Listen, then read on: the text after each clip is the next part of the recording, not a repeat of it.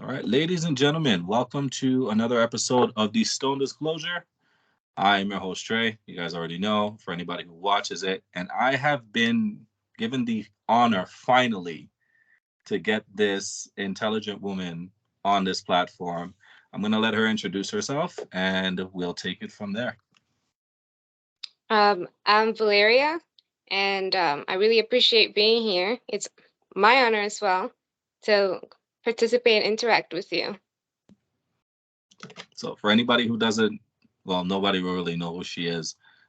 This is one of the few people that I actually have really in depth conversations about, especially when it deals with relationships. Her mentality is on point. So for me to be going to her and being like, hey, like, what do you think about this? It's actually a very comforting thing for me. So, we are talking today about the challenges in modern dating. We did cover this before with a panel of the guys, and I wanted to get a female perspective because I feel like there's a lot of disconnect, but there's still a lot of connection at the same time. So, when I asked the question initially to the panel of men, one of the main things that they said that like made dating challenging was the social media aspect of it all.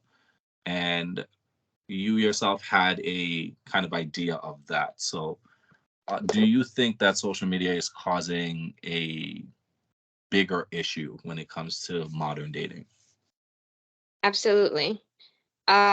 Just because everybody wants to be able to relate to like a standard or a common belief of what, uh, when it comes to behavior, when it comes to interacting, communication, everything has like a mold, and everybody wants to fit that mold, and they use that same script and that same mentality, and social media is based on trends. And right now there's a trend of males being one way, females another way, and that affects like the essence, the being yourself part. Hmm. Yeah, I'm right along with you. I feel like relationships are now just being constructed. They're no longer organic. And if you go on Instagram now, you're gonna see all these like, oh, couple goals. If your boyfriend doesn't do this, he doesn't love you type of thing. And I don't know. I truly believe that relationships are very different because you have different people coming together, different experiences, different pasts, different uh, experiences in life, different mindsets and values all coming together. So if that's the case, how is everybody following this trend or this mold, making it seem like that's supposed to be the standard of things? What I find funny is that I think a lot of people put their relationship out on social media too much to be scrutinized. And I think that's a weird thing. I don't know if this is for everybody. Personally, if I'm in a relationship with somebody, I don't really like broadcasting it to everyone. Some people think it's sketchy. Personally, I feel like my relationship would be between me and my partner. Would they get on the gram at some point? Yes, absolutely, because I'd be sharing experiences with them. But to make it a priority, I think is a little odd. I don't know if you've come across that yourself or you've had issue with that. Yeah, I have, because there again, the standard of, if I'm not in your Instagram, y- it's not real, right? Because everybody has to be aware or validated or know that it exists. So I feel that kind of broadcasting it gives it a little bit more. It's like the support, some sort of support, right? For people that need that. It's a sense of support that they get from it. That's what I've felt when the conversation comes up about that. Do I feel, let's say from my perspective, that I need to be on somebody's social media in order to feel like it's real or validated? Not at all. Not at all. But then again, that's my I don't think it's absolutely necessary or like a priority, like you mentioned. I just think it's just like it's sharing something, and some people feel comfortable sharing and others don't, right?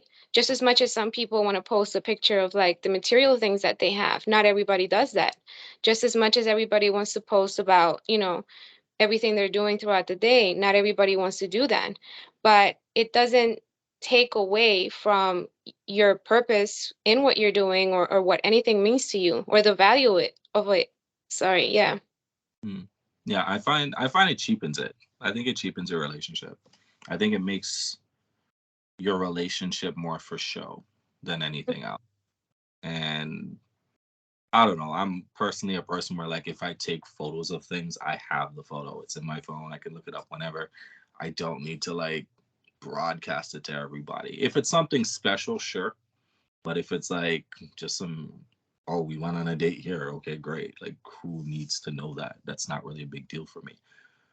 So I'm gonna ask a little bit about you, just because we want to kind of create a little bit of transparency. So, are you currently in a relationship now? No, I'm not. Okay. And when was your last relationship and how long was it? Ooh, long enough that it's hard for me to get the precise time frame, but I would say it's gonna be 3 years now. Hmm, okay. And what is it that you liked about being in a relationship? Um, Not having to plan and analyze everything on my own. And what did Also having, sorry, like you? that balance of a man. Mhm. I think that, yeah, the male essence brings a lot of balance into my life. And what did you dislike about it? Um, that there was the expectations for everything. There was no real purpose behind it, right? Like there's no real um plan. It was just based on expectations. Like, oh, this is what it should be like. This is what we should do on this day at this time. It was no like based on purpose. When you do things based on purpose, is things flow more naturally. Mm. Would you say it was more of an intentional dating experience or more of a fly by the seat of our pants and see where it goes type of thing? Uh, I think there was the intention was to be with someone, right? Like people enjoy having someone just to have them there. And if you're a good person and you're fun and they find you like enjoyable, they're going to want to keep you there. It only makes sense. But was there an intention for growth or even planting? No. Right. And how important is growth in a relationship, and what does that look like for you per se, just like on your perspective? I think growth allows you to kind of give the best of you for the other person. Mhm. And I think that we are all responsible for that. We should be doing it individually, and also, when it comes to the union, should also be growing the interaction, the communication, but that can only be based on your own growth first. Mhm. So for me, it's like up there. I think that's one of my main or first conversations when meeting somebody. Yeah. I think growth is one of those things where it's difficult because people don't quite understand what it means. Because you hear so many relationships that end, and like the one thing that they say is like, well, we didn't grow together. I can speak from experience. When I left my marriage, it was very similar type of scenario. I just felt like we were growing in two separate directions, and there was no real kind of connection with each other anymore because we were just on different trains in life. And I feel like when it comes to growing in a relationship, everybody looks at it on a very surface level. I know for me and like my upbringing, it was meet the person, get married, get a house, get the kid. There was like a detailed plan of like what you were supposed to do. And as long as that was being done, you felt like, oh, this is great because that's what we did, right? We were married, we had a child, we were right before the divorce, like in the process of actually like signing off on a house. And I pulled out because I was like, I don't feel like this is a good idea.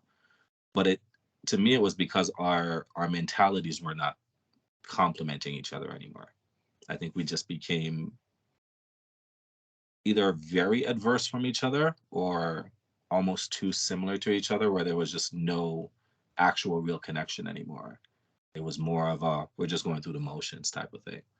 So individually, I think we grew as people, but it's like a tree that kind of started growing together, and then like both branches kind of just went in different directions.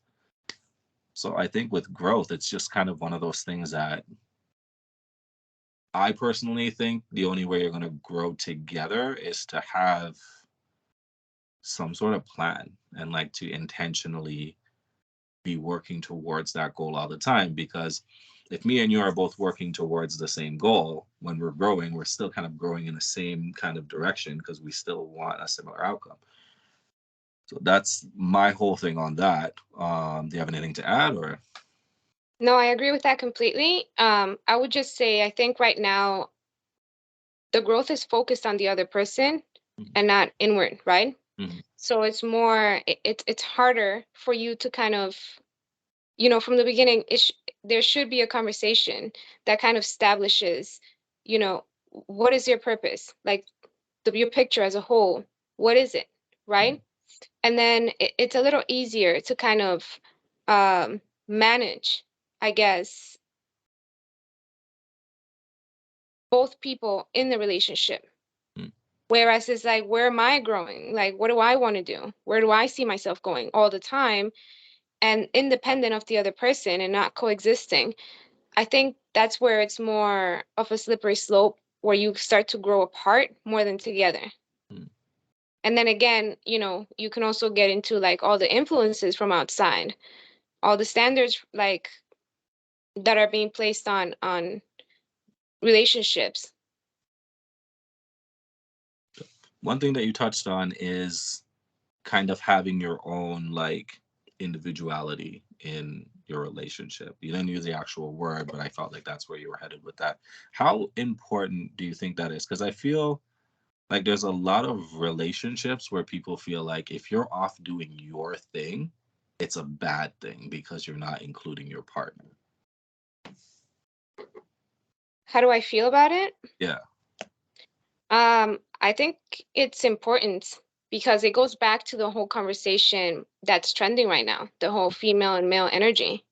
There's no way I can expect a man to be a man if he's around me all day and I'm showing him my dresses and my nail polish and I take him to the stores and hey, this is, you know what I mean? This is the brand of makeup I use. Like this is, Mm, I think that everybody needs to have that space where they can continue developing and exercising their essence, mm, right? So that it's all about environment.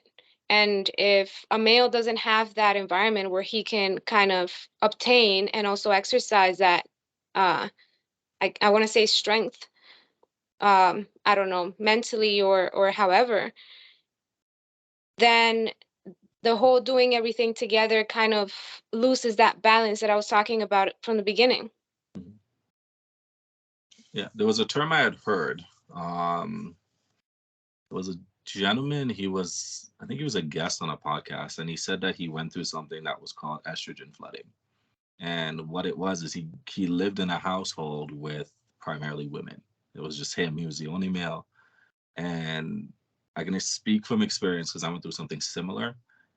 It is mentally one of the roughest things you can go through as a guy because the things that made you feel masculine were just like so misunderstood and they just didn't understand it. One thing for me was just it was the gym. Like I have to go to the gym, I have to take care of myself. And there was a layer of insecurity in the relationship. So me going to the gym to look better really was for me to like feel better. But to them it's like, why are you going to the gym for? Like who are you trying to look good for? And I'm just kind of like, that kills the male ego in such a way that I don't think women truly understand. Men have to constantly compete. This is how we are. This is how we get stronger. If we are to quote unquote take care of the household, We have to be out there competing for everything. If we're supposed to protect you and protect the family, we have to be in a mind state to do so. And I think what happens is that he said that estrogen flooding like dulls the blade in a way. So you still have a sword, but like your sword is useless at that point in time. And I think the one thing for me that I've learned coming out of that, because me and my partner at the time like did everything together, everything. She's watching soap operas, like I have to be up there watching soap operas. If I went to the gym, she came. She didn't work out with me, but she came and did like her own thing. And I think it was more of like I can keep an eye on you type of thing more than anything else. But you start kind of forming bonds in some way. So one thing that I like to do is like I'll go watch the fights. She didn't like it at first, but now she goes all the time. So it's I think it's like what you're saying, there needs to be balance, because I truly believe like everything in life is about balance. Your body constantly tries to achieve homeostasis, so your mind and your spirit should be doing the exact same thing. So having that little indulgence here and there balances you out. But I think we're getting to a point now where I think a lot of women want men to be like their girlfriend, and it's never going to work, because then once he gets to that point, you're not going to want him anymore. And that's where the idea of like girls having the gay best friend, like that's what they're looking for, but not what they actually want or need. So I think there's just this weird shift that has happened now. My idea behind it is I think this is happening because a lot of us did not actually train to be in relationships. We don't know how to live with each other. We don't know how to share space. And I don't want to throw it on the women, but it kind of, if you're looking at how things go and just my conversations with people, it heads in that direction. I have yet to meet one guy who has his own place and has a problem with his girlfriend moving in, other than her hair getting stuck in the sink. And that's it. That's our only complaint. Otherwise, we love having you in our space. But when I talk to women, they have a huge problem with a guy moving in with them because their space is their space. So when I'm looking at things like that, that's where I start to kind of like perceive that it's more of a, I feel like women don't want their space corrupted by male energy, but at the same time, they need male energy. I don't know if I'm making sense, but To me, you're making complete sense just because I don't know how to say this, but let's say when you say that as a male coming into a woman's space, the woman feels almost bothered. mm, To me, it's necessary because it keeps you in check as a woman. It keeps you in that woman energy. mm, Like, oh, like he's coming home. Like this is what I want to do for him, or this is how I want to like him to walk into, right? And then you're walking into that female room, that female energy, the home. So let's say when you have that guy time, let's say at the gym or I don't know, playing a sport, like doing whatever, um, you're coming back to that female energy mm, that you're so attracted to. Same thing goes with women. When we hang out with our girls and you see things about it on social media all the time. We go out, we have a couple girls with a drink. What's the first thing that comes to our like mind? Our man. yeah, you want to go home to your man? It's automatic. I don't know, it's just is, right? And we're around that female energy all the time, but it's you start craving the opposite. Mm. And I think it's that interaction, that attraction. So why do you think that we're swaying away from that now? Because that's what it seems like it is. I feel like I'm starting to notice that a lot of women do not want to be around that male energy. They'd rather be that male energy. And I'm not sure where this is coming from, because I'll be completely honest, most of the women I know who are like living in that type of energy, they're miserable. They really are. They pretend that they're not, but they indulge in all of these things that just doesn't make any sense. They're constantly like in their own world, in their own space. They'll like trundle off and just be by themselves. They'll put more emphasis on like hanging out with women because like when you live in a masculine space, what do you need to balance it out? You need that female energy. And if you're not making it, you want to be around it. But they move in a whole different way. And I personally feel that too much of either is bad for the other. If you're a man and you're around too much female energy, it actually becomes toxic for you. And it's the same with females. If you're around that masculine energy too much, it becomes toxic for you. So now when you're living in that and you're producing it yourself, I can see why they would be unhappy. My thing is like, where do you think personally this idea is coming from, and how are we so easily dissuade from just following our biological makeup? I think right now there's an influence of a mix of impressing the other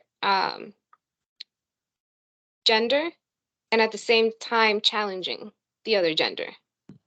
So that's where like the that force of wanting to like impose whatever it is that they're imposing on the other person comes from. And then on the other end, that miserable feeling, because you shouldn't be doing that. If I'm with my partner and I mean, I don't really see myself challenging a guy to anything because it just doesn't make sense to me. I mean, in a conversation, maybe in a topic, we might disagree, and that's where the challenging time might come. But then in my mind, I always have it as, okay, I either have to accept what you're saying and find a way to kind of work around it so that we can continue, or um, continue to kind of like force my mentality on you. But then you're never going to understand because you're not a woman. Mhm. Just as much as I'm never going to understand because I'm not a man. If I'm with a man and a man is telling me, hey, this is what works, let's do things like this, and it's something that I feel like it's really coming from him. Again, they say like leading, but it's just him being a man. I can't sit and say, no, that's not how you do things. Mhm. We do things like this because I don't know, this is how I've always done it, or like, right? Because in that challenging thing, like you might as well go talk to your girls if you want somebody to agree with you, right? And you don't want to get checked, and you don't want to like see things for what it is. Again, we have like this whole feedback or information about like why males are more logical and then the emotional, and then right. So then if I have a guy and he's with me and I keep telling him he has to be more emotional and he has to show me his emotions, and is that really what I need? Mhm. Or do I just need what's in his mind? Mhm. Hey, do you want to do this? Yes or no? Like, but how do you feel about it? How do you feel about it? How do you feel about it? The challenge is going to come because you're trying to make the other person feel how you're feeling, and that's going to be impossible. That's a man and you're a woman. So it's I think it's that, like, trying to challenge the other person and at the same time like impose you on them. Mhm. Yeah. I think there's a lot of truth to what you're saying. The only thing I will say, and this is just because I am a man, the concept where I was saying where there's that balance. Now, when it comes to that emotional, I'll say like understanding, women definitely understand it more because it's more geared towards their nature for what it is that they were designed to do. You were designed to create life. And to create life, you're now responsible for this being. So your emotions are going to be more decadent towards that actual role because you're going to care for your child. You're going to want to make sure that they're good, not just surviving, but happy. So you understand that aspect better. I think what happened with men is we were never given the avenue to even explore it. So a lot of us kind of come into this world and we're just like, I don't understand what this is. I don't understand what a feeling is. I don't understand what emotion is. I don't know what to do with it. I'm just going to bury it and go kill something. And that's the way we kind of like dealt with a lot of our issues before. Whereas now I feel like there's starting to be this balance where I think women are starting to put emotion away a little bit and be more logical people, and men are starting to kind of like tap into that emotional aspect a little bit more, which to me on paper looks like it should make complete sense and it should make all of this easier, but it doesn't. And that's where I start to kind of understand where I personally feel that people live in two realms as a person. There is your true self, your true nature, who you really are. And that's that person that you are when you're sitting on your couch by yourself, alone, just thinking about everything and going through the process, like your natural essence as a human being. And then who we present ourselves as. So, who your representative is. And I think what happens is people start to be so afraid of being who they are that they just live in that space of the representative. I've seen this firsthand with people where it's like you'll be with a person who's very like rough exterior. They're just very like, no, no, no, I like to get things done. I don't do this emotional stuff. And then they're cuddling on the couch with you 5 minutes later. So it's like you need to understand like where does that shift come from? And it's like what you said, where like as a man, you're already out in the world being in masculine energy all the time. And coming home to that feminine energy is amazing. You feel that's the first time a guy actually feels safe. He feels calm, he feels relaxed. And I've seen that with men who have daughters. That's really where it dawned on me because when they're around their sons, they're throwing them all over the place. And the kid loves it. But when they're with their daughters, they're sitting down having tea parties and they're embracing in whatever she wants to embrace because I do feel like that female energy is supposed to soften you because you can't, as a man, live in that space too long because you lose your mind. You'll go crazy. And I think a lot of women are now living in that space and they're starting to see the effects of it now. They're starting to see that no, it's not easy. It's not easy to be on all the time, to be ready for like whatever happens and just ready for like conflict resolution all the time. It's exhausting. And when I start looking at suicide rates of men, a lot of men who end up committing suicide, most of them are alone. Hmm. A lot of the men who are married, they're not. Yeah, the marriage might suck sometimes. Yeah, the wife might be annoying sometimes. Yes, it's hard, but they're still getting more of a balance from that masculine and feminine than the guy who's by himself because he has nothing but time and nothing to do. And he's just living in that space for so long that it's damaging now. Now, my only concern is like, is there like a side to that for women? Because I personally feel like most women do say and act to impress other women. They're not trying to attract us. They don't really give a shit really what we're doing because I feel like most of them are trying to be like the guy to impress another woman. So a woman looks and says, "Oh, look what you're doing. I wish a guy would do that." Hmm. Or things that they're doing is to kind of like make other women feel good, which I'm all for. We should all support each other. But at the end of the day, if that's your intention, then why not just be with women? Do you know what I mean? Like, don't bring that over here because we don't need to deal with that. I'm starting to ramble a little bit because this gets a little redundant for me, and it kind of hits home sometimes. But I think that also comes in with the concept of just not having direction in what you're dating for. I think you need to kind of have an idea of what you want. You need to kind of have some sort of a plan of how you perceive a relationship would grow, not only to like incorporate yourself, but to incorporate your partner. And I don't think enough people have those conversations. I think people just date because they're alone. Yeah. It's pretty much finding somebody that almost you can kind of tolerate, but Mm, not really take it too far with, mm, right?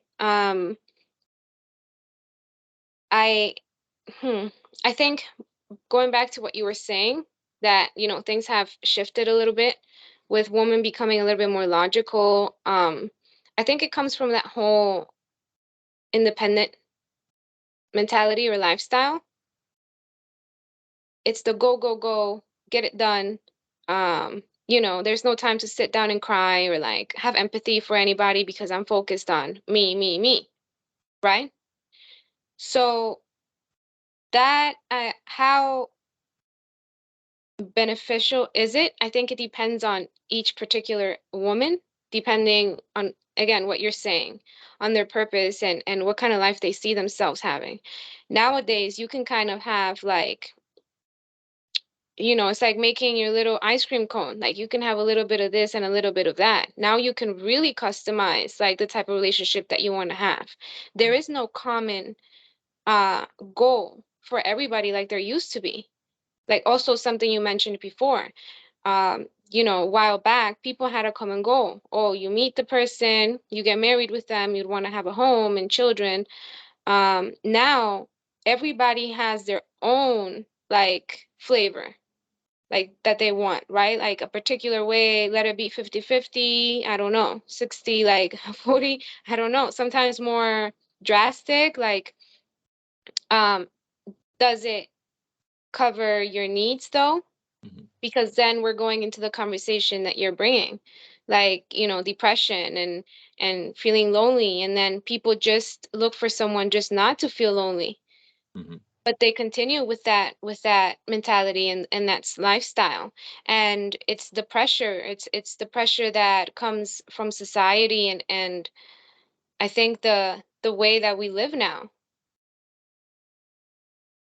And Yeah. as you were saying too, like, there it's a little progress, because before, yes, men didn't sit down and say, I'm scared of this, but I'm gonna do it, or like, I'm a little sad that this happened or disappointed. They didn't have that space. Now there's awareness of it, but is it now the topic becomes like, does that person give you that space? Mm, Because if I'm giving you the space for you to tell me what makes you sad, what makes you angry, it's not only for me to get to know you better, but it's for me to try and help, like everything that you've brought out to me, all the pieces, is for me to put them together and show you the big picture as a woman. mhm. No, that makes complete sense. It's cool because I think more people are looking to find the value for themselves in a relationship as opposed to value of the relationship itself. I think more people are like, well, if I'm with this person, I get blah blah blah blah blah blah blah. I can get this, I can get that. This works for me, that works for me. But if you actually value the relationship, then you're looking at not only do you get what you get from it, but what they get from it. And I think we started to really sway away from that. And I think it's because a lot of people just didn't know what to do. Like it's to me, it's a skill. A relationship is something that you learn to do. You do learn from your past experiences. You learn from the people who came before you, and we just kind of got away from that and started pushing into this mentality of like, oh, it's all for me. Now I think that comes from this idea of like feeling that you had to like self-sacrifice for your relationship instead of people kind of looking at, I'm not sacrificing for a person, I'm sacrificing for the foundation that's here and trying to build on that because that's going to lead to better things for both of us down the line.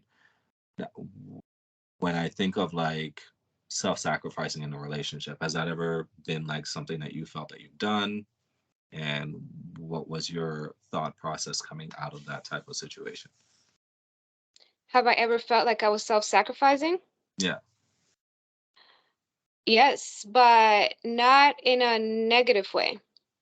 I just thought more like, okay, this is how I need to accommodate things for the end goal, right?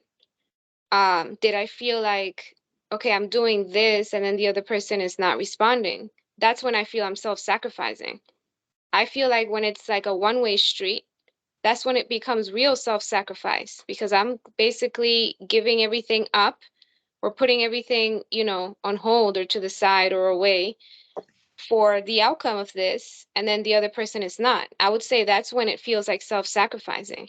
When it's you and the other person and it's mutual, it feels more like a team, Mhm. right? It doesn't feel like, oh, because again, like you're gonna have the benefits of that. When two people are doing things together, the outcome and the growth and everything that starts happening, it becomes your new focus. It Mhm. becomes the new things that you begin to value and manage and take care of and base yourself off of, either when you're in an argument or whatever. And that self-sacrificing mentality is what has a lot of people, during discussions or arguments say, I could be with this other person. I have 300 other people after me. Oh, look at how I look or what I have, or, like things like that. It becomes more of like a selfish mentality. Mhm. No, that's true. Absolutely. I feel like you have to almost be a mirror for your partner in a relationship, and that's the only way it's going to work. But on the flip side of that as well, you have to be honest with your partner and yourself. And I just feel like that's something that's lacking now. I think a lot of people have come to this place where like they're going to see something that they don't like and they're just going to focus on something else that they do great. And I'm like, I look at it as you can't grow any other way. There's no other way. As a person, you can grow individually, but there comes a point where you're going to cap and it's just going to be like you can't grow anymore because you've done so much positive things that you start not even seeing the negative things that you still have to work on because we're only going to work on the things that we identify for ourselves. Now, when you get into a relationship, I know for me firsthand, there was a lot of times where it would be like, hey, listen, like, you could do this better. Or I noticed this. Or, like, I look at things this way. And now that mirror gets put in front of you. I know there's a lot of people out there, and this comes from like a sports background, where you think you're like the best fucking player in the world. Like, you think you're like Steph Curry and you're shooting threes from everywhere and you're just amazing. But even he had a coach. And he only had a coach because that person sat back and said, well, you're doing great, but here's where you can grow. So for me, I start to look at this and I start to think that a lot of the times where we start to fail in these relationships is because we're so focused on self growth that we're not focusing on the growth that's required in the relationship. And a lot of the times they're very different. Like your self growth could be, I want to be able to handle my anger better, but it's not necessarily something that gets displayed in the relationship. You're with your partner and you never display that side of yourself. It's more something you keep internally. And most of the things that we have to grow on as individuals, we keep to ourselves.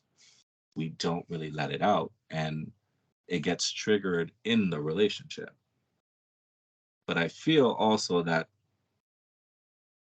we've gotten to this point where option has become so rampant and everything is so accessible that we don't even like tough things out anymore. It gets uncomfortable, it gets hard. You have to now look at yourself in the mirror and you're not going to like what you see, so you just leave the room. And that's how these relationships fail. What is your take on like the accessibility of people? How do you think that's like affected dating? Like people having the ability to now have multiple options at once. That's having a plan B. So you're not going to be weighing in on plan A Mm, because you have plan B. mm, So anything that's wrong with plan A, you're safe to go to plan B. It's mm, always going to be an option. So you're never going to go full in. That risk factor, I think apart from toughening like things out, There's also a lack of risk taking. Mhm. A lot of people don't have that courage anymore to just jump in. What's the worst that can happen? You know what I mean? Yeah, That sure. you're back to where you started. You're gonna be back to where you started anyway if you go to plan B. Yeah. And then is plan C. And then, Mm, so I think when you have choices, it it distracts you and it also keeps you from valuing like what you have at hand. And then it also interferes and causes you to mess with your own instincts, right? With yourself mm, because you start avoiding everything that you feel. And your instincts will tell you, I have to work on this or whatever, even if the other person makes me feel this way, this is what I need to work on. And you mm. start putting that to the side. And So it's now, going yeah, where say that again. you start just going where it works. So like if this becomes like a challenge for you, you're just like, oh, this one's easy, so I'm just gonna go here. Right. Yeah. So it's I think that lack of focus and lack of it just for me it doesn't work. Mm, I think that it's very hard for you to focus on one person when the other one is like making it seem like the grass is greener over there. And mm, then the other one, the grass is greener over there. But it's like they say, the grass is greener where you water it. So at some point, the boat's going to rock with that person as well. What are you going to do? Go to the mm, next person? So it's like they're making people an option mm, instead of like, I don't, the lack of commitment to something.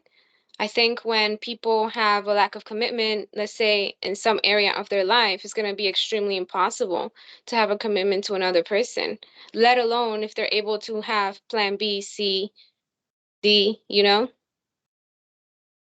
You touched on a very good word there, commitment. Where do you think commitment should come into play?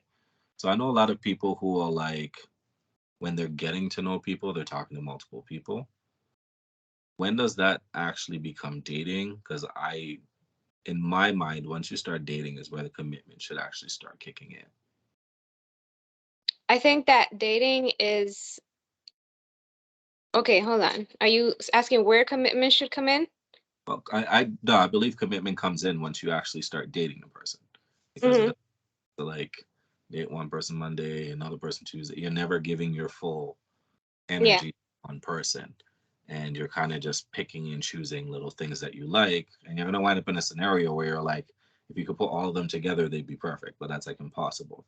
But where would you define what would you define dating as?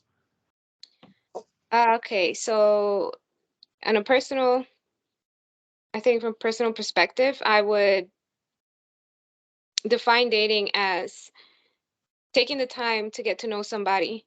Mm, Um, Taking the time to kind of show, it's that time frame where you're showing each other who you are, not obviously as a whole, because it's going to be impossible, but that's your chance during that time is where you leave the impression of you on that person. That's what dating is to me. So what you do while you're dating, that could be, as you wish, going out to dinner on an adventure. Some people are dating, they go on trips, whatever. But I think it's that time where you are seeing the other person for who they are in essence, mm. and then the impression that you're always trying to leave.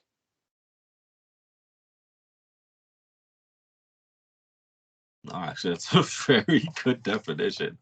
I was gonna say something stupid, but to me, I was like looking at dating at the point where intimacy comes into play, and not just physical. There's a mental intimacy that people have, and I think once you get to that point with somebody, you're in the dating phase at that point. Because to me, once you hit that point, your other options aren't at that same level anymore. and there's really no point in trying to entertain anything else because they're not going to like measure up to what you're experiencing at the moment. Now, can that change over time? Yeah, but I think that I think that a lot of people run from that. And I think that's why they serial date, because once you start getting intimate with someone on a mental level, it's very hard to pull away from them. It becomes a very like intoxicating thing because you just want more of it. You know, like you can sleep with somebody, you can be intimate physically, and, might not work, might work, whatever. That may change over time. But like on a mental level, that person is forcing your mind to now wire differently. You start like looking at things that you're doing and saying, well, you know what? I kind of agree with that. So you're almost giving away your, not giving away, but modifying your whole belief system. And your belief system runs everything that you do. That's why it's so hard for people to change, because now they have to question everything that they believed before. So I think once you get to that point with somebody, it's like, and you're intentionally trying to uh, vet them for partnership, I think that's really where dating comes in fully. But I do feel like you only get that by spending time with them. So kind of goes hand in hand with what you're saying. Now, my thing is, would you think, do you think that, because I think there's a lack of courtship, to be honest. Do you think that that's a good thing or a bad thing? Uh, from a woman's perspective, a bad thing.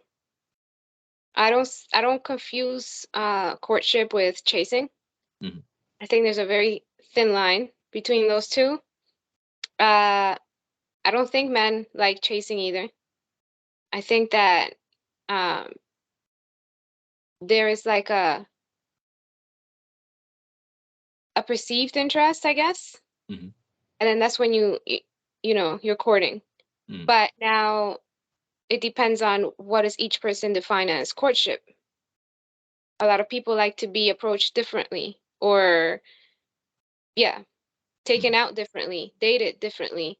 So yeah, it depends on what you value. And I'm not saying like the person has to do every single point that you define as courtship, but what is courtship now compared to what it used to be, Hmm.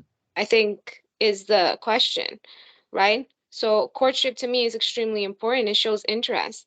And then the reply from the person or from the woman, I guess, it displays the intentions as well, like the interest and yeah, Facts, absolutely.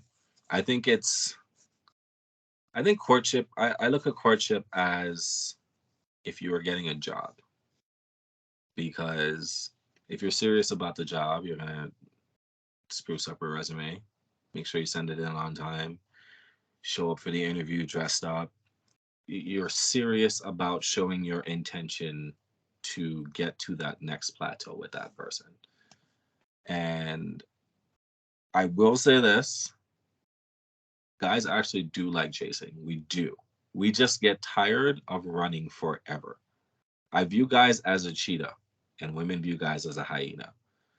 A cheetah will chase that gazelle and in hopes that he's going to catch that gazelle, but he's not going to run for 5 minutes. You know what I mean? It's going to be one quick sprint. If he gets it, great. If he doesn't, he picks another one and he chases that one down. Where I feel like women like the idea of feeling wanted, and they confuse courtship with chasing, like you were saying. And for them, it's like, well, the more I run from him, the more he's going to come to me. And maybe it worked before, but the guys I'm talking to now, like, if they're not seeing that, like, there's any end to this, they're done. They're just going to say, forget it and move on. Now, in the realm of courtship, I do believe first impression is very important. How, on the scale of 1 to 10, how important is first impression to you? extremely. And Just because I'm very observant. what do you look for first impression wise? As in like a first date when Uh, just or like Like, you meet a guy online, you're meeting him for the first time. What are the things you're looking at? Uh, Demeanor, Mm, attitude. If they're on time, that's a big one for me. mm, Just because it shows like either lack of interest mm, or priorities or something is not in order because this should be like a special exciting time for both of us, mm, right? We should both be like either a little nervous or eager mm. for that moment. So if you're able to, be late or like I'm gonna start wondering like, okay, hmm, something's off. Are you serious? Type of thing. Exactly. And yeah, so their demeanor, their attitude, um, the way that I want to say the way that they dress, but I don't want to come off as like exactly what they're wearing. Mm, More is like you can tell if the person cares or respects you by the way that they show up. mm, Right?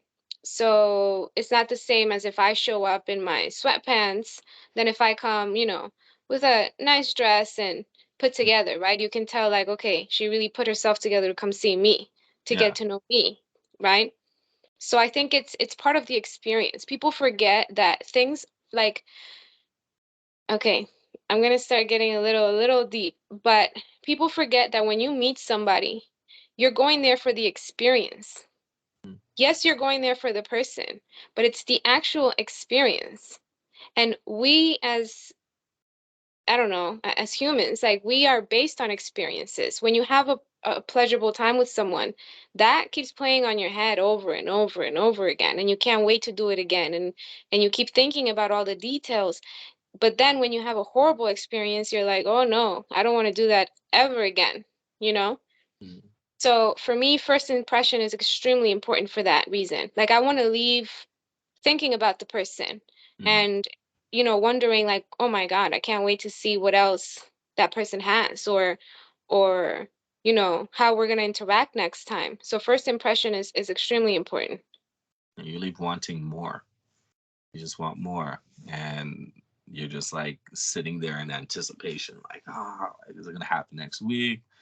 I don't know. For me, like when that happens, I start almost planning like my next week, even though like nothing's been planned. It's just like, oh, well, what do I have going on? Okay, I'll do this early so I can free up this block just in case. That feeling I think is amazing.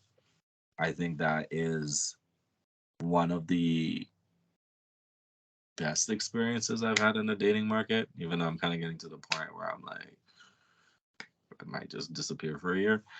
But yeah, it's chasing that. And it's like you said, it's an experience.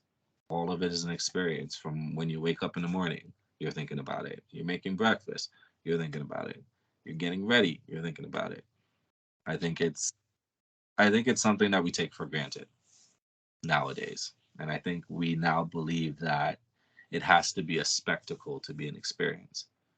When in all honesty, you can go for a walk on the boardwalk. And as long as you're there and you're having this amazing conversation and you see some swans or some ducks or something and you just have a moment with that person, like that stays in your mind longer. I say this because being when I was married, we had like a huge wedding. There was like almost 200 people. It was like extravagant. It cost the price of a car, but I don't remember most of it. I couldn't tell you what the decorations were. I could tell you the color scheme, but I couldn't tell you what each table looked like. I could barely probably tell you what the food was, to be honest. What I remember is my mom and my ex wife dancing together. What I remember is when my little brother gave a speech. Like, these are the small things that I remember. I remember being in the car because we didn't sleep. Everything ended around 2, and then we had to catch a flight at 5. I remember being in the airport passing out because I was exhausted. And like she was like, "You just have a nap. I'll wake you up on the plane." Like I remember those things, but the whole shebang to me was more distracting than anything else. And it's just like the small things. Like even now, I'll find myself sometimes I'll go out on not necessarily a date, maybe a date, maybe out with friends, and like I'll remember a conversation we had, but I can't tell you what we did. So I think the people who are kind of like putting so much emphasis on what you're actually doing versus just being there in the moment and being present and having that actual quality time, I think is just I don't get it. I feel like they're just missing out on life. Now, I saw something that Jay Shetty had said, and he said that a lot of people don't really understand what quality time looks like. And he said the one thing that most couples do together is watch TV. And he's like, I think it is one of the biggest frauds of quality time that like people do and they don't realize it. Now, he said it's not necessarily a bad thing, but all you're really doing is taking in the same content together. And unless you're there like discussing it, it's it's a bullshit waste of time. What do you think on that? I think that that's exactly how I describe myself when I am um, proposed to go watch a movie for a date. Please explain because I like movies, okay? Nope, First time I've heard this and my feelings are hurt. don't do it. I think if it's okay, this is the way I put it. If you and the person have not had any intimate interaction, horrible idea. Absolutely. If it's just the movie you're going to.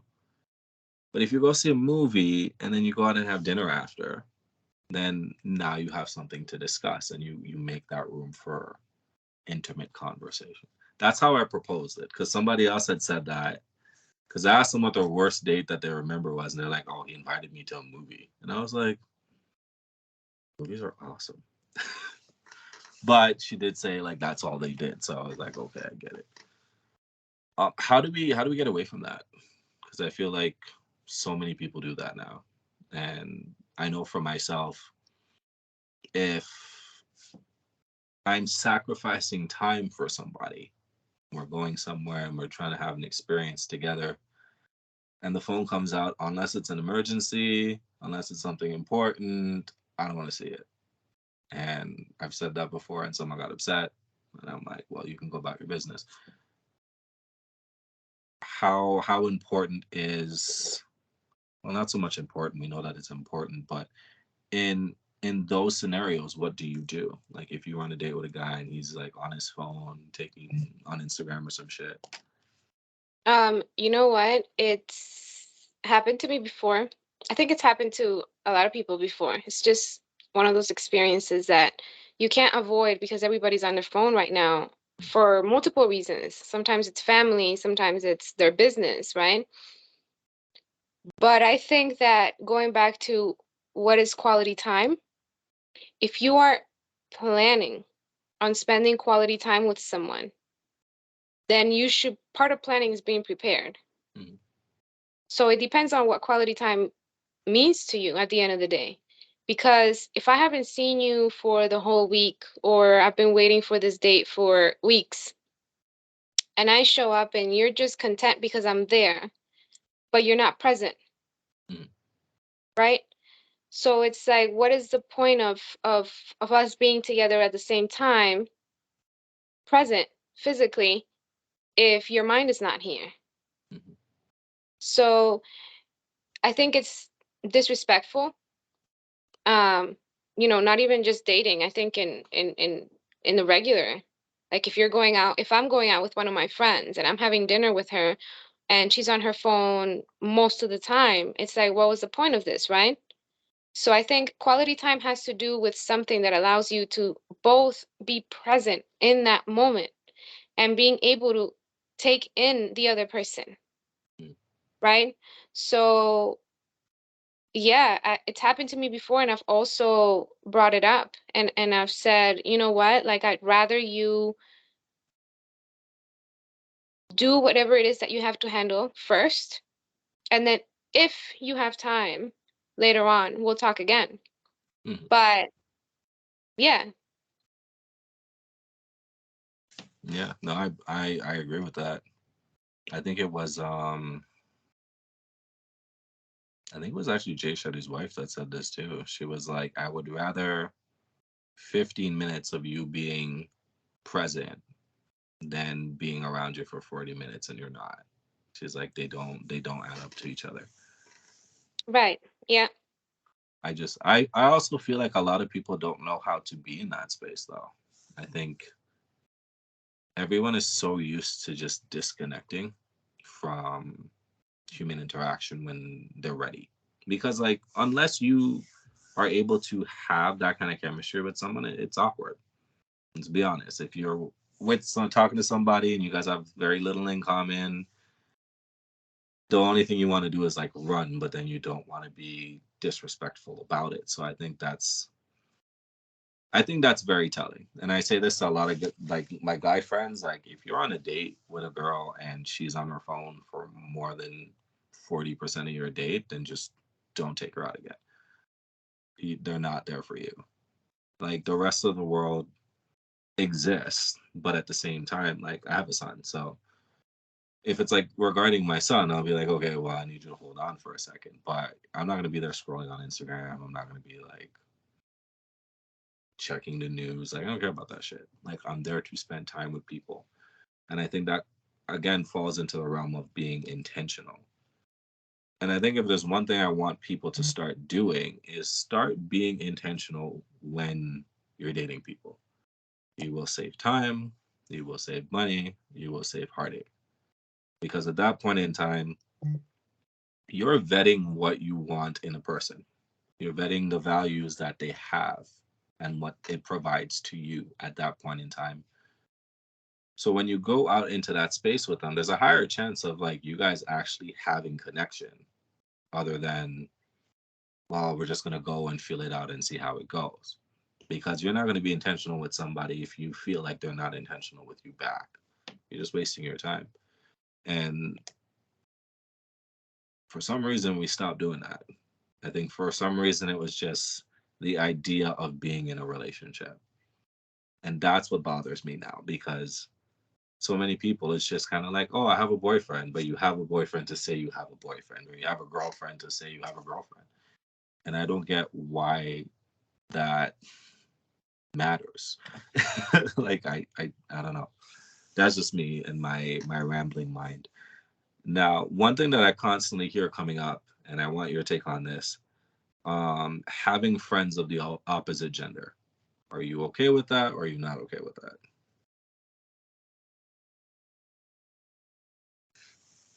Okay. I think it depends on the person that I'm with. Okay. I'm gonna say initially I'm not inclined to have guy friends hanging around or anybody that's a guy friend that I see on Saturdays or go work out with or no. Mm, Just because I'm of the mentality that, the essence of men and women are to attract. mm, So even if I don't have any feelings for a guy, with time, a guy could develop feelings for me, mm, right? And then vice versa. Same thing with my partner and if he has like girlfriends. But if I'm with somebody and the person is so secure in what's going on and I do have this, let's say let's say one, just not to say that, obviously in a extreme situation where all my friends are guys, then mm, it would be different. But if I have one guy friend that I've known for a long time and I'm able to share space with my partner and this person, mm, and my partner is secure in the fact that, everything's respectful, like uh do I support it? Like do I think it's ideal? No.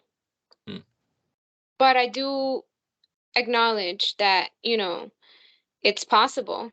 I know that there are friendships that have been going on for a very long time. They're almost like family.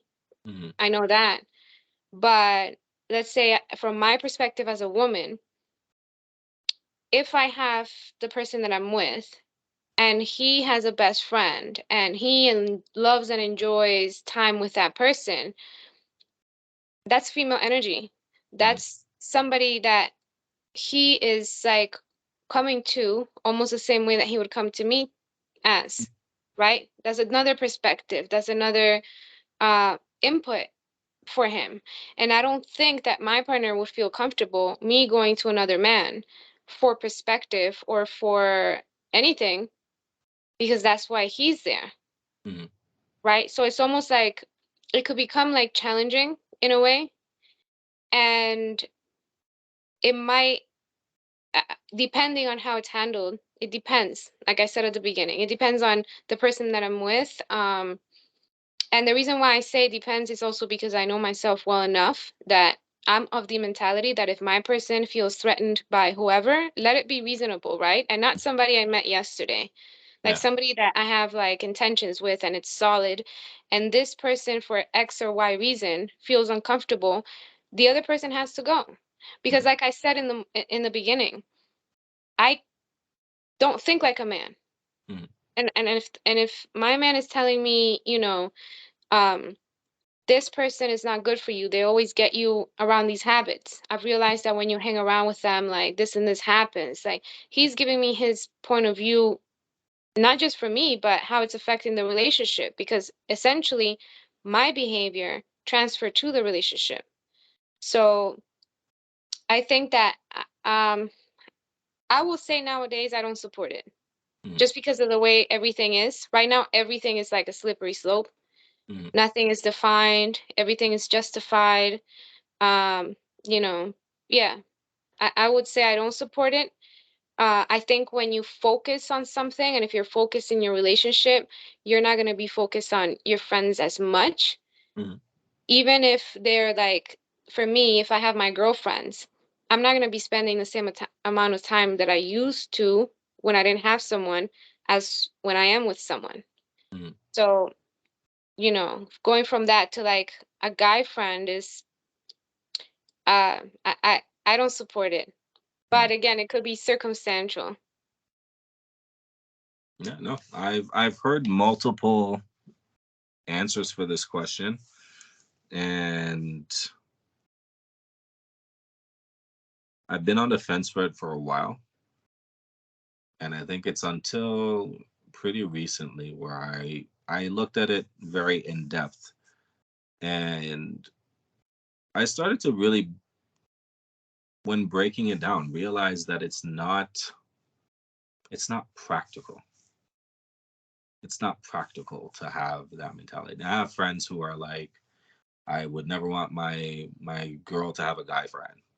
Like I don't want that. I'm not comfortable with that. And I get it. I get where you're coming from on a belief level, a value level, and an emotional level, because I think it all comes from the same place, or it all has merit.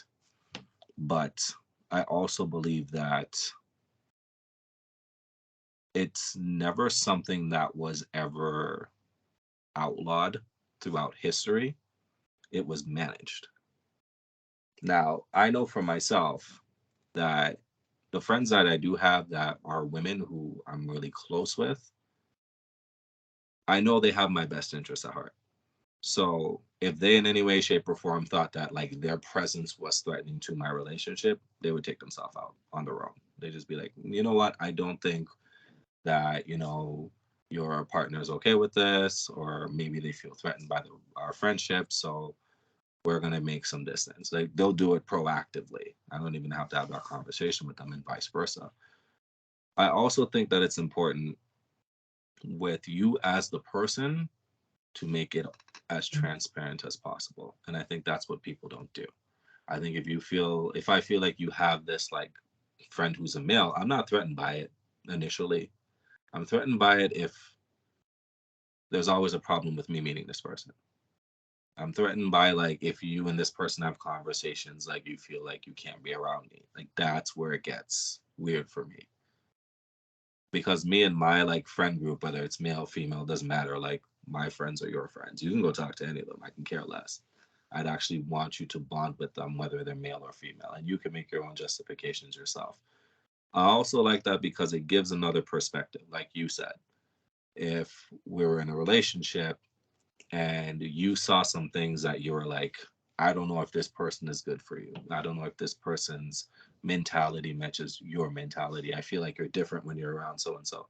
Like, I need that mirror from my partner. You know what I mean? So, like, I think it's doable.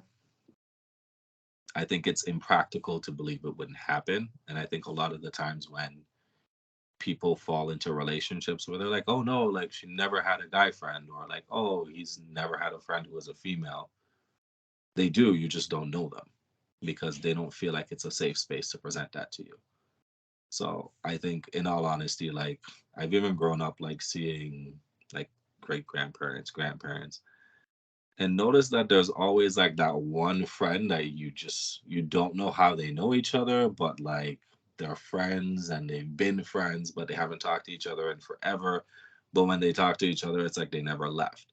Like, I think that, as I said, it's always been a thing. It's just never been brought to the forefront as it being a huge issue because people just didn't know about it. So I think in those situations, transparency is huge. I think that anybody that I'm with and I'm serious about and we're actually like into a relationship, I want them to meet my friends, male or female, because I want you guys to know, like, these are the people that influence me. These are the people who are around me. These are the people that I get advice from. And you can vet for yourself because they may be beneficial to you or they may be damaging to me. And regardless, we'd figure it out together. So I think as long as you continue to prioritize your partner over your friendships, I think that's probably the safest space to navigate it because you'll never avoid it. It's impossible to avoid. Yeah, that's my thought on that. This No, is the that's key. What you said last, that just like basically puts everything together, which is, you always have to listen to what mm, your partner is saying. It's not just doing what they want, because mm, that's the other mentality, mm, that if you dare to even agree with your partner, you're kind of doing everything that they want you to do. But in reality, like, you have to listen to the person that's there caring about you, right? Like, they're with you for a reason, yeah, right? So yeah, I think as long as you give that space for things to be communicated, and also to be able to listen and consider the other person's I guess thoughts and feelings, like, that's what it takes. mm. Yeah. I think it's just I think transparency is massive. I think just a lot of people hate transparency. A lot of people want to live in that realm of shroud, and you're not going to be like 100% like open with your partner. There are things you're going to keep to yourself just naturally. That's human I think, nature. yeah, a huge thing for me is like, it's not the circumstances themselves, Mm, it's the feedback that you get from your partner. Sometimes your partner will say, they will block, and they will mm, say, no, my friends are my friends, I've met them before I met you, blah blah blah. yeah, And then now you know what type of person you're dealing with, yeah, and absolutely. you mean to them, essentially, right? Hmm. And then feedback can be the opposite. Could be, hey, I've noticed, like, yeah, you've been friends with this person forever, but I just wanted to let you know that when you guys are together, like, it's not a good look, like. And one thing that I find interesting, and this is where I feel like your quality of friends show. Now, I know for myself, and this is like most people, I know like when my friends get into a relationship, like you said, I'm not going to see them as much. I'm not going to talk to them as much. They're not going to reach out as much. They're going to be busy kind of building their relationship. And I'm actually happy for them if that happens. Because, yeah, it's great going out with you and like hanging out and going to the bar or like going out and doing this or going golfing. But I'm actually happier that you're investing into your life. Whether this relationship works out or not, like in your mind, you're investing into your life. So I'm okay if you ghost and you disappear for a while. I think you need to reevaluate your friends when you're in a relationship and they're fighting for space. I think that's where it gets a little dicey because when you look at most relationships, and there's very few that I've been in where the person didn't withdraw from their friendships, because you naturally do. You meet this person, you want to spend time with them, you like their energy, you like their space, and you can only give off so much time. So you tend to spend more time with your partner. And I also noticed that they start to like notice things about their friends that maybe they were turning a blind eye to. They'd be like, oh, well, you know what? I don't like when they do this. And I'm like, well, they've always done this. Why is it a problem now? And it's like, I don't know. I'm just like noticing it now. Or like they notice it because you notice it. And now it becomes a problem. So I think you start to vet your friends better when you're in a relationship, because when you're not, you need them. When you're not, they're your source of like companionship in a way. They keep you from feeling alone, so you're gonna let things slide a lot more. But when you're in a relationship and you're filling that space with somebody else, now you start to notice all the like weird shit that happens, because it's not that you pay more attention to it, it stands out more in contrast, because now you have something to contrast it to. So for me, if I ever see a situation where my partner is being criticized by that friend for not spending enough time with them, not seeing them enough. Oh, like you're in a relationship now and you forgot about me. I see that as a one sided relationship, because as soon as their life improved or appears to have improved, now you have a problem because it's taken away from you. So you're just dependent on that person. You're dependent on my partner because your life isn't going well. And like as soon as I start to see that, it's like an instant like switch goes off where I'm like, I gotta kind of watch this situation. I think friends can be very dicey if they're not managed properly. Yeah. And it's something that even not just for a relationship, like just for you alone, it's something that needs to be reflected on Mm, consistently. yeah, absolutely. You get so much influence from them that you don't realize it. I also say the same thing with family too, though. And I think that's a very touchy subject with some people, because I grew up in a household where it's like, oh, it's your family. Like, no matter what they do, like, you gotta accept it. And I'm like, nah, that doesn't work for me. If you're toxic to my psyche, you're toxic to my psyche, whether you're a family You, member. it's funny that you say that because I think that's one of the things that I'm also on the lookout when I'm dating.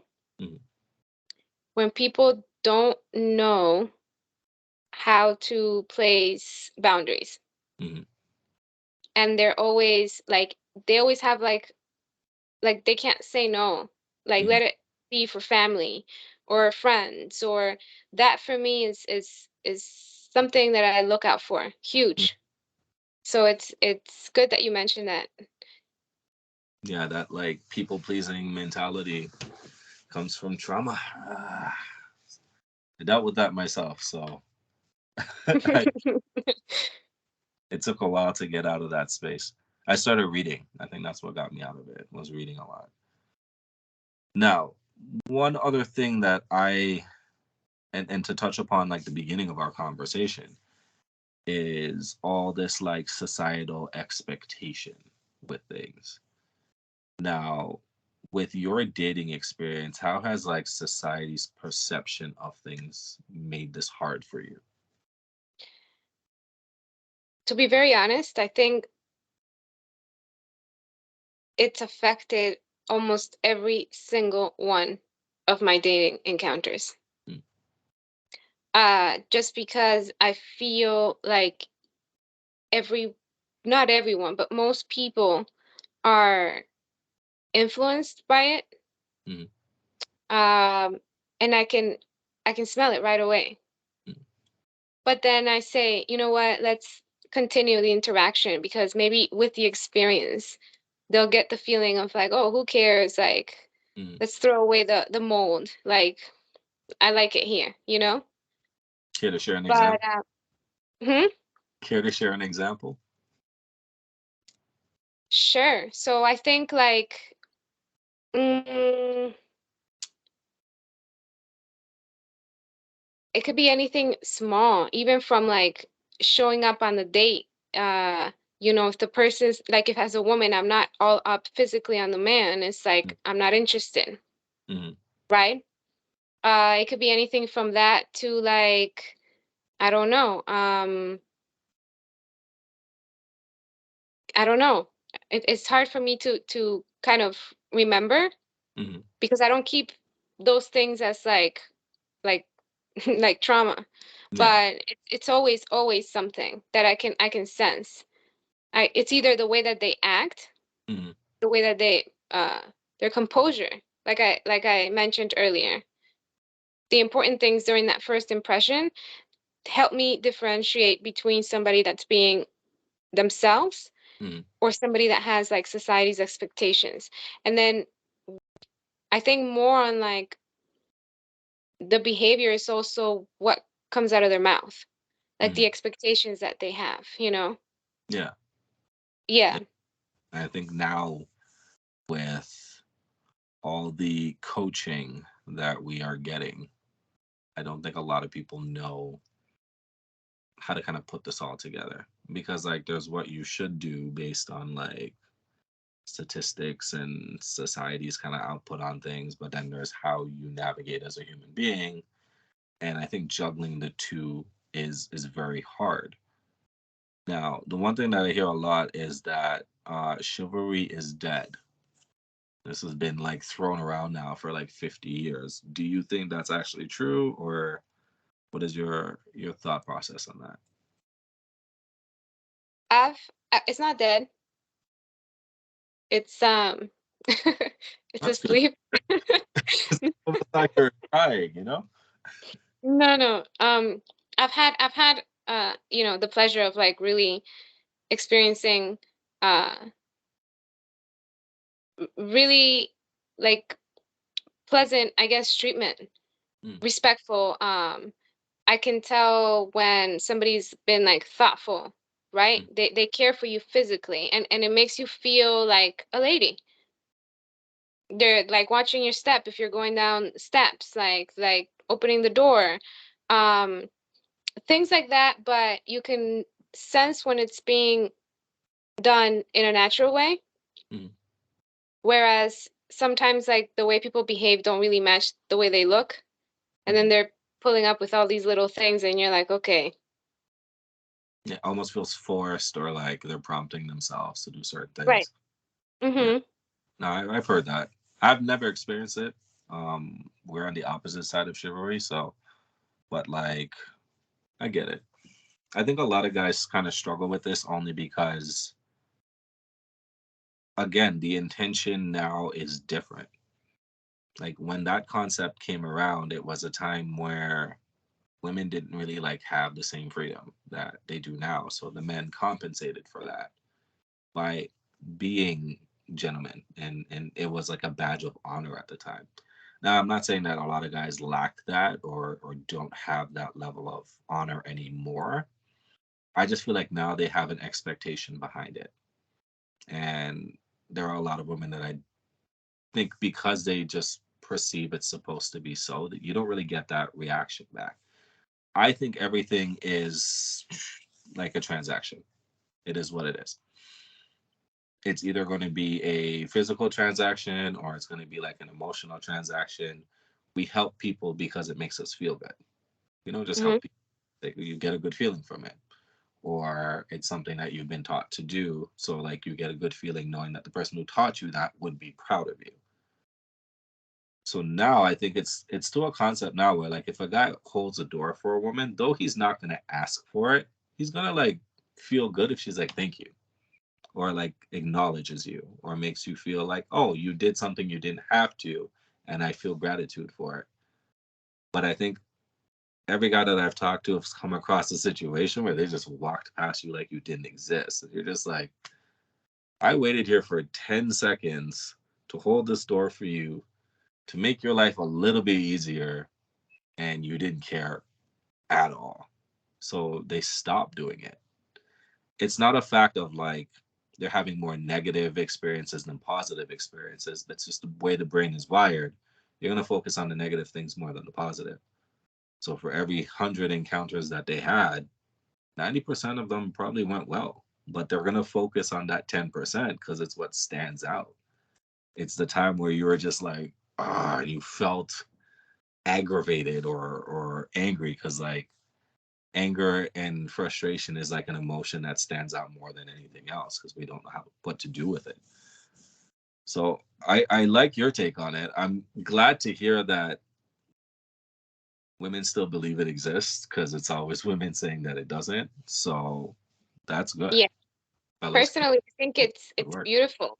Mhm, It's that thing that like it gives you the it's like it's a pleasure to kind of acknowledge the man as being manly, right? mhm, Some people don't consider it that valuable or like the need to kind of acknowledge that at all. mhm. But it kind of states that like male female interaction. And I think it's beautiful. Even So, when I see it, when I see people out, it could be a couple or they're dating or whatever, and I see the man being a man and the woman so like delighted and I mhm, think it's beautiful. That interaction is amazing. mhm. So you get a good feeling when you're on the opposite end of someone doing something chivalrous for you. Of course, because then it gives me the opportunity to show gratitude, right? To and make them feel appreciated. Because just like we like to feel like women like attention. This is Mm, not a secret, right? So attention sometimes comes off either good or bad. That's why they say like women are never happy because if you give them the wrong attention, then they're bothered and then whatever. But for me, it's like you're being uh, acknowledged mhm, and in that like soft way. mhm. So to me, it means a lot, and I don't think it's that at all. I just think that it depends also on the type of like how you come across, right? If I come across like I don't need any help, I don't want you too close to me or to touch me or like, I haven't given you like the green light for you to be like the like guyish to me. Mhm.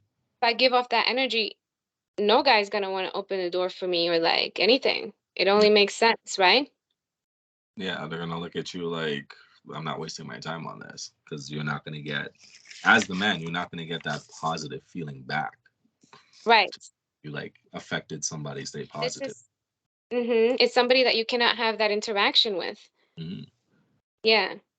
Yeah, I hope a lot more people. I hope a lot more people take that in because I don't think. I think sometimes it's not done on purpose, but again, it's the perception of things. And if that's your first encounter with a person, and you go out of your way to do something, and you get a negative reaction, you're just going to be like, from here on out, I'm not doing anything for you. Good luck, unless you absolutely have to. Now, the one Right. thing that I do want to ask, because I like to get really personable with this stuff sometimes, and when you're looking at, everybody has that one pivotal relationship, like that one that you've learned the most from, the one that kind of like you'll think about it and you'll still feel a little ways about it, but like you're good to move on in your life. What did you learn from that relationship? I learned that you have to want to be better so the other person can be good as well, Mm-hmm. not just for yourself.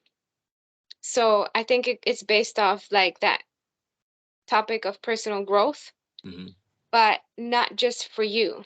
It's how that's going to help you present yourself in a manner where it's going to serve the other person and therefore the relationship. I was So gonna exact same answer. Continue. Sorry for cutting you off.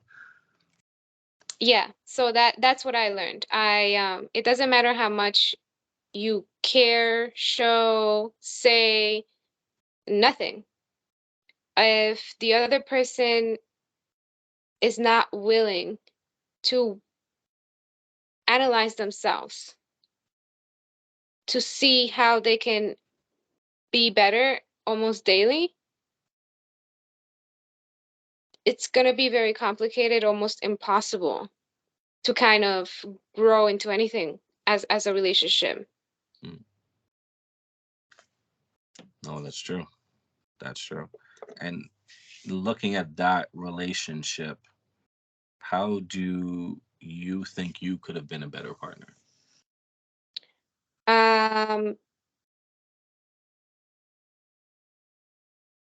by communicating that, but I I don't know if to say by communicating that. Um, because then again, it feels like it's something that you can't really help the other person do. Like you can't really force somebody to look within, right? This has to be something where usually people are so fed up of how their life is going that that's the point where they're like, okay, wait a minute. Like, let me, for like, I've never considered myself in this whole equation. I've Mm, always been looking outward. So I find it's usually when people hit like the famous rock bottom. But nowadays, I would say more than rock bottom, it's just you're fed up. mm, So unless somebody comes to that point, they're not going to look within. Now, with that, when the person enjoys being with you and they're benefiting from that, from you, whatever you have to give, they're going to find it unnecessary to do any personal work, right? Because they're enjoying. They're saying, what's the problem? You know? So for me, I think it was more communicating like, hey, I feel like I'm trying my best here to make things work and to kind of accommodate myself. And you seem like you're just in for the ride. So, but then there is like that mentality of mine that says, this is a man. I shouldn't be telling him that. mm, You know what I mean? Like, this is a grown man I'm talking to. I'm not supposed to be talking to a grown man like this. mm, So for me, it's just like, as a man, like, if I can see what you'd rather do and I can see your priorities are different, I respect that, but I'll leave it alone. mm, But I think I could have, to say like, I could have communicated that. Yeah. mm. That's fair. I like that answer. I think for myself, for the first part of that, what did I learn from that relationship is that there are varying degrees of respect. And they kind of go hand in hand with each other, but at the same time, they're more effective in certain situations. If you are with somebody and there's something about them that you're not okay with and you don't say anything, you're not doing them a favor. You think that you're respecting them by not saying anything, but in all honesty, you're causing more harm than good. Because if you care for somebody, it's on the same train of thought that you were saying. You want them to grow, you want them to get better. And sometimes it's going to lead to confrontation. Sometimes it's not going to be easy to do, but your responsibility as their partner is to challenge them. It is to rock the boat sometimes. It's not a negative thing. And I think the one thing that I could have done better is been better at fighting. I think we don't know how to fight in relationships. I think we've taken an approach where we get to a certain point where it gets uncomfortable and we just disengage. And in some scenarios, it's beneficial. If you're in a discussion and you start to see that that person is actively thinking about what you're saying, but the emotions are getting in the way, then by all means. But you disengage to come back. And I think that's what I didn't do. It was just kind of like, okay, well, I assume it's okay now. You always got to circle back. You always got to have that conversation again to see if the the issue's been resolved. You have to fact check. And I think for me, it was just learning how to do that better and having the ability to understand it from both sides because men and women function differently. Man can go to a man and say, "You're fucking up." And he'll be like, "Yeah, I know." And he'll be fine. And he'll go along and he'll change whatever he's got to change. But when dealing with a woman, you have to understand that emotions are a real thing. And if she feels something, it may not make sense to you, but it makes sense to her. And we have to still meet her in that place because that's something about her that she cannot change. It's weird to come across a woman without emotion. I think any woman who is in a space where she feels like she cannot express herself on an emotional level has been severely damaged at this point, and she's not in her best place as a person because that's not who she wants to be. And I think when a woman's in a place where she feels like she can't share her emotions with you, you have not provided a safe space for her to do so. I think as men, sometimes we do that and we don't realize we're doing it because we're thinking like us. And it's hard for us to think like them. Now, we don't need to be perfect. I say that anybody who's like known me long enough, I live or die by the yin yang. You know, it's like light and dark. There's a little bit of light in the dark and a little bit of dark in the light. And I think that's how men need to start looking at life. And because we weren't really equipped to do so, now we're starting to understand it. But we're almost going at the opposite extreme now to the point where it's like we're going to be extra soft because we're dealing with a woman. But women are tough. You guys give birth. Like that is the hardest thing to do.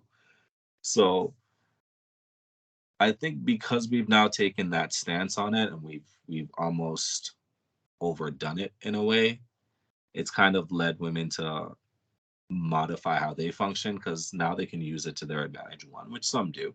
Some knows that like, if I get more emotional, he's not going to want to argue with me, and I'm going to get my way and blah blah blah.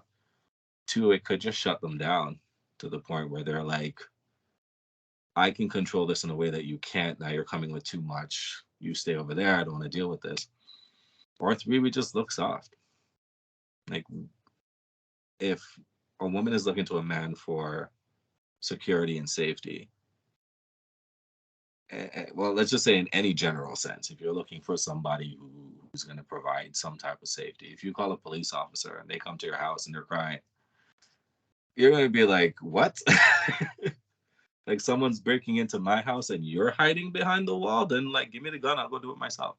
So I think it's important for men, and I will say this, just speaking directly to the men, it is important for us to understand our feelings to a degree.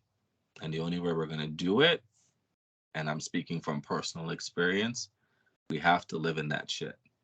We can't just push it off to the side. Yes, you got shit to do. I understand it. That's great. But for those 10 minutes that you're just lying in bed ready to fall asleep, like you have to go back to it.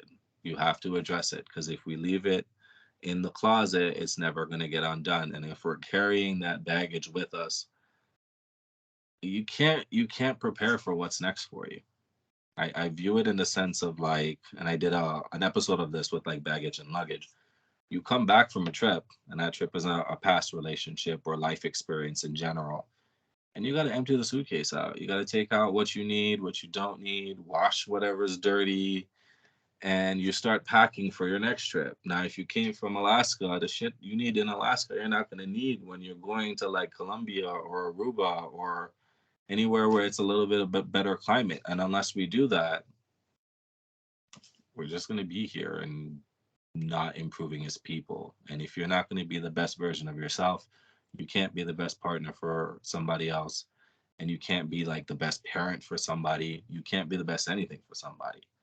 I think it's my duty as an individual, not just a man, as an individual, to present the best version of me for the rest of the world.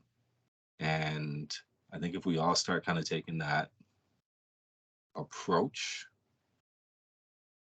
all of this becomes a little bit easier. We can just function on instinct at that point because that's how they did it back then.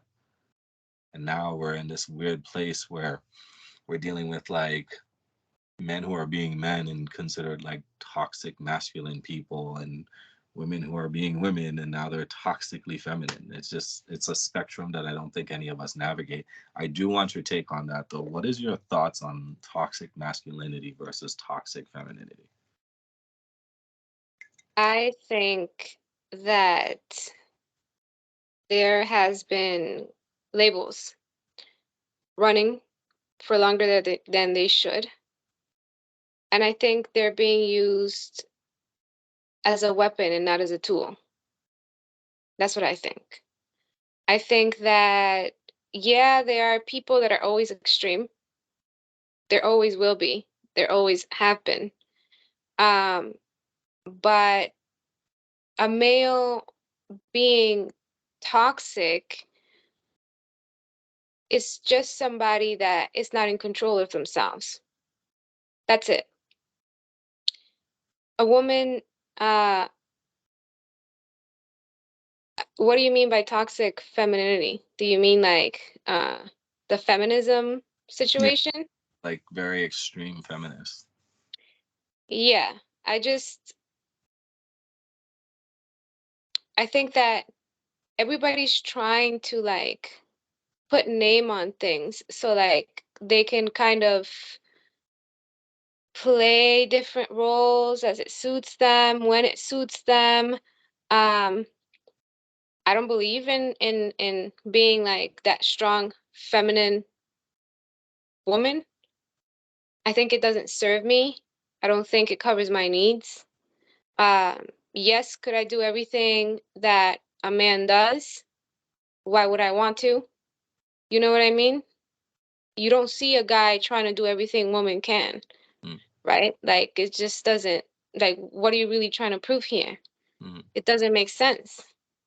It might make sense to the person to justify certain things.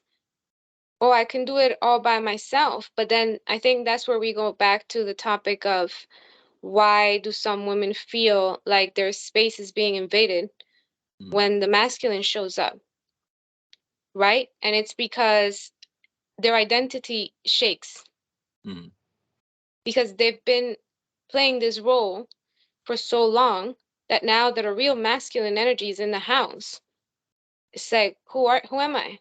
mm, Right? Because I haven't been feminine. How am I supposed to do that? It's like they lose like touch of like their essence. mm, That's what I think. I don't think it's necessary for you to kind of, you can say the same thing that you're trying to say. You don't need to like be on anybody's face. You don't need to be calling anybody out of their name. I think that says more about you than the other person. I'm of that mentality, but I don't agree at all with like any of those concepts, to be honest. And I don't know if it has to do with culture, because for us, toxic masculinity is the way that men should be. mm, They should be overprotective. They should be ready to throw hands if somebody's like way too close to me. That the topic of like having male friends is like, what is that? Because they don't see themselves having women friends. mm, Because for what? Women are to be attracted to. Women are to be flirted with. Women are to be, and then it's come to the point where it's like, oh, well, you're objectifying women. No, it's the opposite. Women are being admired and seen as the way that they should be as women. And so you treat them as such. But now it's like they call it toxic masculinity so that women can get away with so many things. mm, Yeah. And then all the standards get like, right? It starts all flowing together. Like all the standards start getting shifted and mentalities and relationship goals and then gender roles start being challenged in the relationship. And now you have this conversation of should dates be 50-50? Should guys be cooking? I'm like, why are we even having these conversations? mm. you know? And I think when you're connected to your essence, which is what I think a lot of people have lost through um screen time Mm. and everything else. And that's why a lot of these topics keep coming up. Now, one thing that I've heard, and I specifically want your opinion on this one because I've heard other people's, and it is what it is. Um, One thing that you hear a lot is a lot of women saying like when the right man comes along, or like a masculine man comes along, then I'll be feminine. Do you think that's actually possible, or do you think that's like something you kind of just gotta live in? Because I only ask this because I don't hear men saying when a feminine woman comes along, I'll be masculine. Masculine. We are, and you, in my opinion, would attract that more than anything else. So do you think that there's some switch that I guess some women believe they can just turn on, or do you just think that's a No, yes? I think that's like a scapegoat Mm, to kind of reason with why they're acting how they're acting. I can tell you right now, a lot of the women that are complimented as strong women, they're tired. mm, They're tired, but they're never going to tell you they're tired. But that's why they're so intolerant. That's why they treat guys like everything. You know what I mean? That's why they're not soft because they're tired. It has nothing to do with the man. It has nothing to do with like they're just tired of doing everything and not being able to have that flirty treatment because now they've done messed it up. mm, Because if they do get treated like women, then they're being objectified and all this nonsense. So mm, they've already pushed things so far that they're just exhausted from that like resistance. mm. It's all resistance. Yeah, But I don't, sorry. And the reason why I don't agree with that either is because even if it's not dating, if I'm around a male figure, family member, I'm automatically female. mm, It's just is. I don't say when a certain type of guy. No, I'm around every guy. I'm very, I guess, ladylike. mm, And then if, however, the male responds to that energy of mine, then it's okay. We can roll with this or not. mm, But how are you going to know how the other person reacts to you or acts like accordingly if you're giving them the wrong energy to work with or like the wrong impression of who you are supposed to be? And why would anyone want to choose when to be this or that? Like, who can do that? mm. That makes no sense at all to me. Yeah, no, I agree with you on that 100%. I feel like, and I have to get you back on here again because we're running long. But again, I love all your insights, so I will reach out again for a follow up. I feel like now again we're living in that space where you're putting your true self aside and you're putting your facade at the face, and everything's cool now. I think for women it's cool to be independent because you never had that before. For years you never had it. When you look at women got the right to vote what 50, 60 years ago. Mm, So it's still new. And there was something that somebody touched on, and it kind of hit the nail right on the head for me. Just to jump into history real quick, the reason that men were given the right to vote is because men were conscripted to go to war. So if war happened, we had to go. We had no choice. So that's why they said, okay, you're going to have some ability to decide who you're going to follow because you're going to have to go anyways. Women got the ability to vote and they did not have to go to war. So for them, it was we wanted the same right. Yes, you got the same right, but you didn't get the same responsibility. Now, that goes without saying, that's its own thing. It's true what you say. A lot of the women that have to be in that energy, it is exhausting. It is tiring. And they're starting to realize it now that men have been saying we're tired for a very long time. And now they get to see it firsthand. But now you're almost playing a role that you can do, but you weren't necessarily equipped for. I've seen men who are very caring people, very good providers, very good caregivers, taking care of their kids, raising their kids on their own, running the household, being the woman in the situation. But they're exhausted doing it because they're not built for it. It's not something that they're used to. And women are now in the space that men have been in for years, and like they have to navigate that space as well. But they're starting to see, well, okay, we're not as equipped for this as they are. They're a lot harsher, they're a lot colder, they take on a lot of shit that we really don't want to do. And because now we're kind of shifting away from everything, I think this is why a lot of people are confused. And having dialogues like this, I think, are amazing because we're getting together and talking about the challenges together. And we're learning to navigate that space together. And by now, both of us experiencing similar things, we're able to relate more. And I think if a lot more couples actually took the time to actually care about the relationship, not so much themselves, but more the relationship, and still were allowed to live in their space, I think it'd be a lot easier for us. I think there'd be a lot less divorce. I think there'd be a lot less breakup. I think you have to give your partner room to be themselves, like truly just be themselves. If your guy wants to go out and chop wood for 2 hours, let him.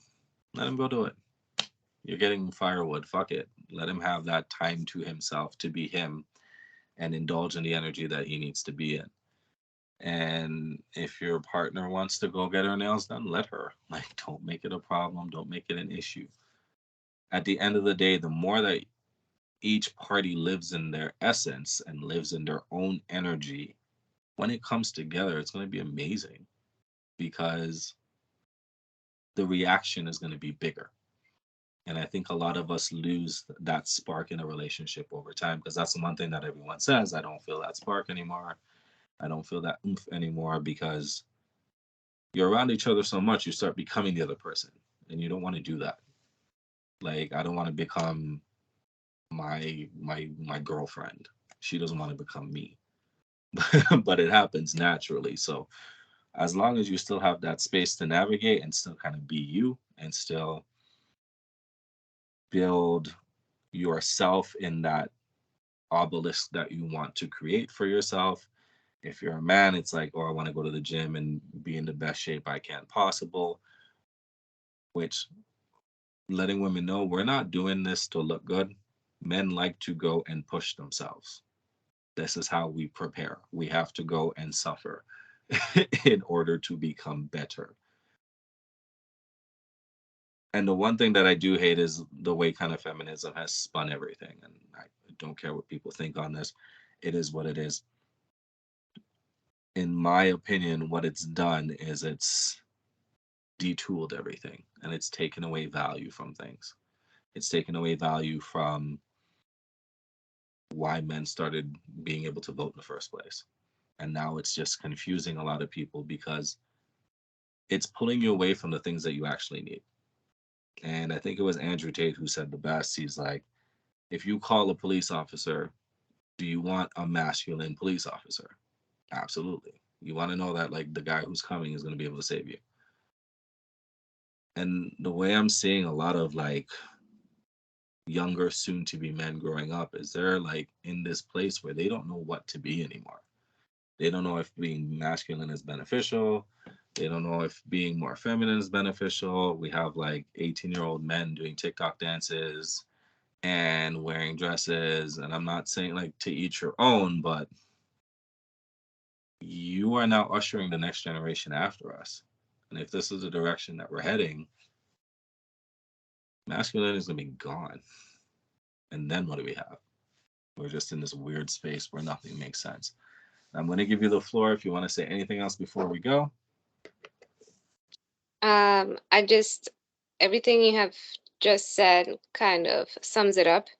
I do think there needs to be huge support, empowerment, and awareness for like the guys.